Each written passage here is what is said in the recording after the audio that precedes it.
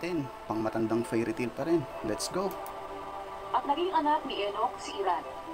At naging anak ni Irad si Mehujael. At naging anak ni Mehujael si Metusael. At naging anak ni Metusael si Lamech. Yun. Parang phone book ang verso na to ng Biblia. Isa ang verso ito sa nagpapatunay ng pagkabulaan ng banal na aklat. Ang tanong, paano ang mga natalang talaang kanan sa Biblia, lalo na sa aklat ng Genesis, Exodus, Kronika at mga Ebanghelyo ay ginamit sa kasaysayan ng ilang scholar para tansyahin ang edad ng mundo. Ito ay ang madalas na tinutukoy bilang isang biblical chronology o yung young earth creationism. Base sa kalkulasyon, mula kay Adan to Abraham is around 2,000 years.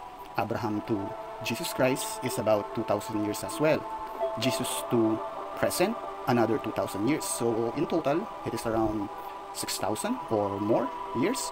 Pero kung ibabase sa mga ebidensya ng siyensya na pinagsama-samang pag-aaral ng mga pangunahing linya ng agham sa likod ng pag-unawa sa estruktura, proseso at kasaysayan ng Earth o ang tinatawag nilang geography, tiyak na nanggagancho ang banal na aklat na ito. Ito ang ilang fields of studies na sumusuporta. Una yung stratigraphy, pag-aaral ng mga layer ng bato o yung tinatawag nilang strata at layering.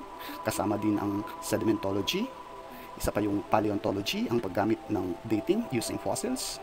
Kasama rin yung geochemistry, paggamit ng mga isotopic signal at extinction markers. Geophysics, pag-aaral sa magnetic reversal at earth structure. Astrochronology, gamit yung dating via orbital cycle. Yung plate tectonics, pagmamasid sa mga pagbabago sa kontinente. Paleoclimatology, isa rin yun. Ito yung pagsusuri sa mga nakaraang kaganapan at pagbabago sa klima. Sa dami ng mga pag-aaral na nagpapatunay sa pagkabulaan ng Biblia, marami pa rin mga Pinoy ang nagpapaniwala sa scam ng religion.